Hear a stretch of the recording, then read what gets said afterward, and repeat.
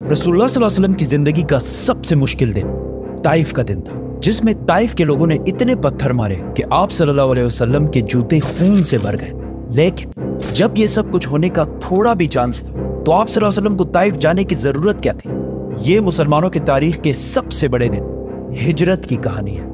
इस्लाम के पहले दिनों में मक्का में मुसलमानों पर बहुत सख्त जुल्म हो रहा था, लेकिन इस सब के बावजूद रसूलुल्लाह सल्लल्लाहु अलैहि वसल्लम सारों को बार बार कहते थे कि बहुत जल्द पूरा अरब मुसलमानों के ताबे होगा और रोमन और पर्शियन एम्पायर्स पर मुसलमानों की हुकूमत होगी, जिस पर मक्का वाले उनका बहुत मजाक उड़ाते और भी ज्यादा जुल्म करते।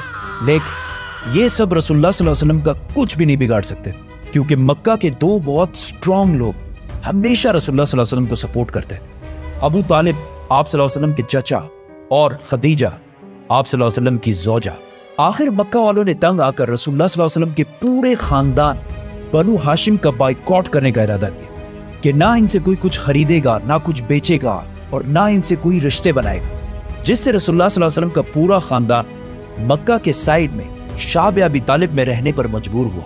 यह बाइकॉट बनु हाशिम के मुसलमानों से नहीं था, बल्कि पूरे खानदान से था, जिसमें मुसलमान काफिर सारे थे सिवाय एक शख्स के, अबू लहब। और यह बाइकॉट इतना सख्त था कि 3 साल तक रसूलुल्लाह सल्लल्लाहु अलैहि वसल्लम और उनके पूरे खानदान ने खाने की जगह पत्ते और चमड़ा भी खाया, क्योंकि मक्का पूरा डेजर्ट है। यहाँ पे जितने भी खुराक की चीजें हैं वो बाहर से इंपोर्ट की जाती, और जैसे ही कोई काफिला मक्का पहुंचता था, मक्का के सारे बाकी कबीले पूरा खुराक का सामान खरीद लेते थे और फिर बनु हाशिम को उसमें से एक चीज भी लेने नहीं देते थे। आखिर मक्का वालों ने यह बाइकॉट खत्म कर दिया, लेकिन इसकी वजह से आप सल्लल्लाहु अलैहि वसल्लम के दो सबसे बड़े सपोर्टर्स अबू तालिब और खदीजा रज़ियल्लाहु ताला अन्हा दुनिया से चल बसे।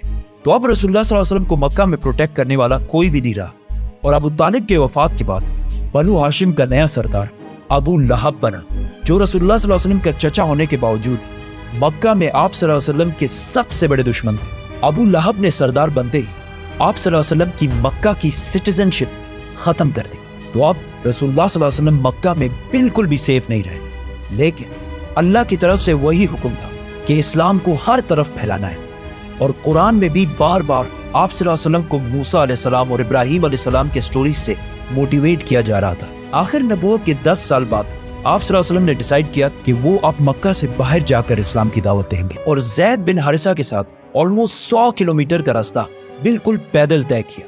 वहां आप सल्लल्लाहु अलैहि वसल्लम ताइफ के सारे बड़ों से मिले और उन सबको इस्लाम की दावत दी, लेकिन किसी ने भी उनकी बात नहीं मानी, और सब ने कहा कि आज के बाद ताइफ कभी वापस नहीं आना। ताइफ में 10 दिन गुजारने के बाद जब कोई प्रोग्रेस नजर नहीं आई तो रसूलुल्लाह सल्लल्लाहु अलैहि वसल्लम मक्का की तरफ वापस रवाना हुए। तो रास्ते में ताइफ के लोगों ने उनका मजाक उड़ाना शुरू किया, और आहिस्ता आहिस्ता वहां के बच्चे आप सल्लल्लाहु अलैहि वसल्लम को पत्थरों से मारने लगे। ज़ैद रज़ियल्लाहु ताला अन्हु ने आप सल्लल्लाहु अलैहि वसल्लम को बचाने की बहुत कोशिश की, लेकिन उन्होंने इतने पत्थर मारे कि आप सल्लल्लाहु अलैहि वसल्लम के जूते खून से भर गए। वहां से निकलकर आप सल्लल्लाहु अलैहि वसल्लम आखिर एक बाग में पहुंचे जो मक्का के एक शख्स का था, और ये देखकर ताइफ वालों ने आखिर उनका पीछा छोड़ दिया। ये गार्डन मक्का में आप सल्लल्लाहु अलैहि वसल्लम के सबसे बड़े दुश्मन उतबा और शेबा का था, लेकिन उन्हें भी आप सल्लल्लाहु अलैहि वसल्लम के जिस्म को खून से भरा हुआ देखकर तरस आया, तो उन्होंने अपने क्रिश्चियन गुलाम से इनकी तरफ कुछ अंगूर भिजवाए। यहाँ आप सल्लल्लाहु अलैहि वसल्लम एक दरख्त के नीचे बैठे और अल्लाह से दुआ की कि आपने मुझे कैसे जालिम लोगों के हवाले किया, लेकिन जब तक आप मुझसे राजी हैं मुझे किसी की परवाह नहीं। या if we think about it, Allah को तो फ्यूचर पास्ट सबका पता होता है, तो अल्लाह आप सल्लल्लाहु अलैहि वसल्लम को ताइफ जाने से पहले रोक भी सकते थे, लेकिन आप सल्लल्लाहु अलैहि वसल्लम को अल्लाह ने नहीं रोका, ताकि आने वाले हजारों साल तक पूरी दुनिया आप सल्लल्लाहु अलैहि वसल्लम के सब्र और डेडिकेशन को देख सके। और आज तक रसूलुल्लाह सल्लल्लाहु अलैहि वसल्लम की जिंदगी में ताइफ के वाक़े की सबसे बड़ी इंपॉर्टेंस है।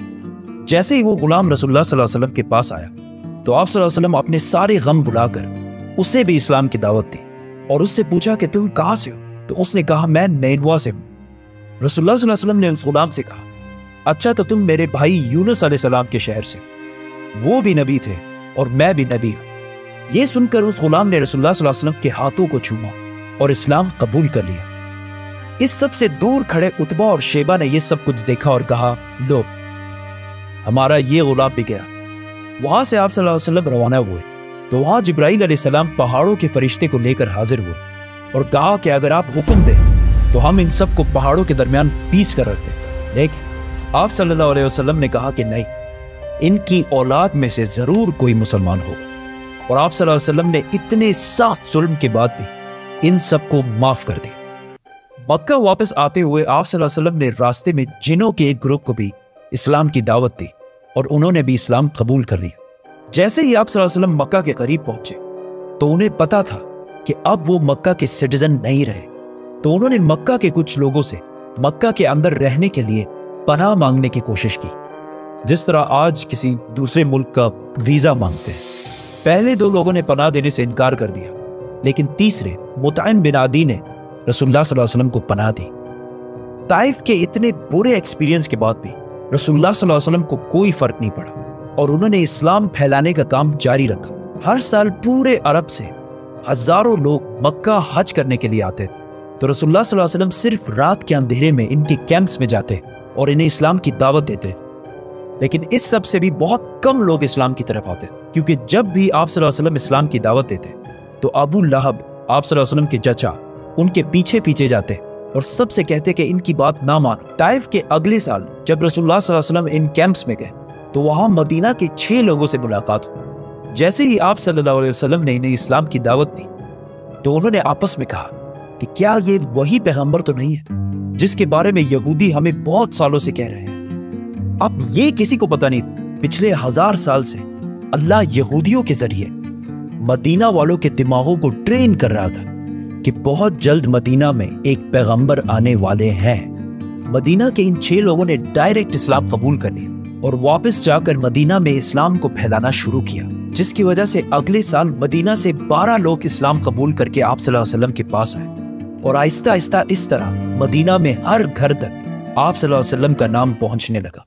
ये कुछ साल आप सल्लल्लाहु अलैहि वसल्लम की जिंदगी के सबसे मुश्किल साल थे, क्योंकि पहले मक्का वालों के बाइकआउट की वजह से शाब अबी तालिब में पत्ते और चमड़े खाने पड़े, फिर अबू तालिब और खदीजा रज़ियल्लाहु ताला अन्हा की वफात, फिर ताइफ में इतना जुल्म के जूते खून से भर गए, एंड टू टॉप दैट मक्का की सिटीजनशिप भी खत्म कर दी गई। लेकिन इन्हीं सख्त हालात अल्लाह ने आप सल्लल्लाहु अलैहि वसल्लम के दिल को थोड़ा सुकून देने के लिए उनको इंसानों की तारीख की सबसे बड़ी सैर कराई, 7 आसमानों की सैर। सब्सक्राइब।